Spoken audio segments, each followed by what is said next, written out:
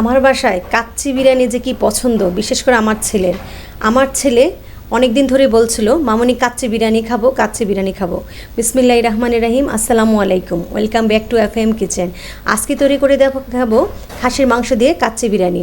তার জন্য একটি মশলা তৈরি করব। 2 টুকরা দারচিনি ছোট ছোট টুকরা করে নিয়েছি, জয়ত্রী 2টি, একটি জায়ফল প্রায় 15-20টি, ছোটো এলাচ, শাহজিরা 2 চামচ, সাদা গোলমরিচ 1 চামচ, কালো গোলমরিচ 1 চামচ, জিরা আধা চামচ, লং 1 চামচ, কালো বড় এলাচ 3টি, স্টার ফুল 3টি নিয়ে একসাথে নিয়েছি।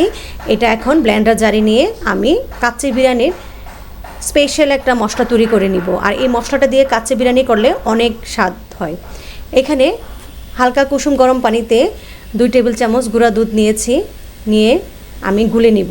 এখানে 1 চামচ গোলাপ জল আর 1 চিমটি জাফরান, না থাকলে স্কিপ করতে পারেন, 1 চামচ ঘি দিয়ে দুধের একটি মিশ্রণ তৈরি করে নিব। এই মিশ্রণটা কাচ্চি বিরিয়ানিতে দিলে সেই রকম ফ্লেভার আসে।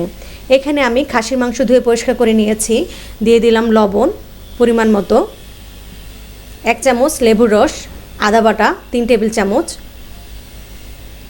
রসুন বাটা 3 টেবিল চামচ, সমানভাবেই আদা রসুন সমান কোয়ান্টিটি হতে হবে।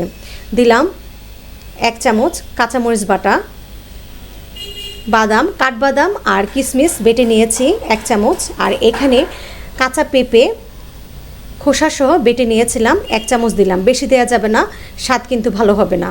আর দিলাম পেঁয়াজ বেরেস্তা করা আধা কাপ তেল, পুদিনা পাতা 1 মুঠো, ধনেপাতা কুচি 1 মুঠো আর পেঁয়াজ বেরেস্তা দিলাম। পেঁয়াজ বেরেস্তা আমি করে নিয়েছিলাম। দিলাম মরিচের গুঁড়া 1 চামচ,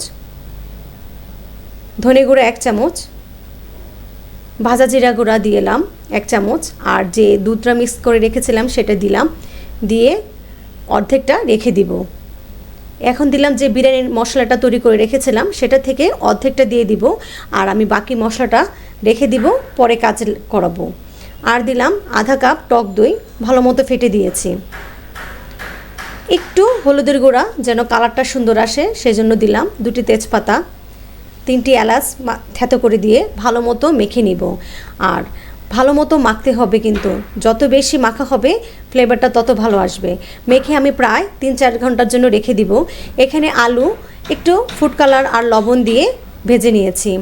এখন পানি গরম করে 2টি তেজপাতা, এলাচ, দারচিনি, লং, একটু শাহজিরা, পরিমাণ মতো লবণ দিয়েছি, পুদিনা পাতা কুচি, ধনে পাতা কুচি,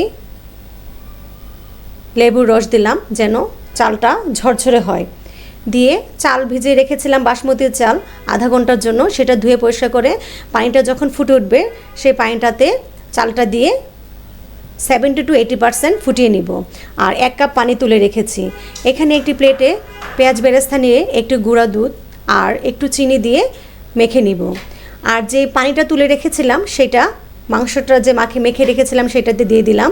এখানে চাল আমার 70 to 80% হয়ে গিয়েছে। সে চালটা প্রথম লেয়ারে দিয়ে ধনে পাতা, পুদিনা পাতা কুচি, পেঁয়াজ বেরেস্তা আর যে মশলাটা করে রেখেছিলাম সেটা ছিটিয়ে দিলাম দুধের মিশ্রণটা। আর যে আলু ফ্রাই করে রেখেছিলাম সে আলুটাও দিয়ে দিলাম। আর কাচ্চিতে আলু ফ্রাই না হলে ভালো লাগে না। দিলাম কাঁচামরিচ, আবার উপরে আরেক প্রলেপ চাল দিয়ে রেখেছিলাম।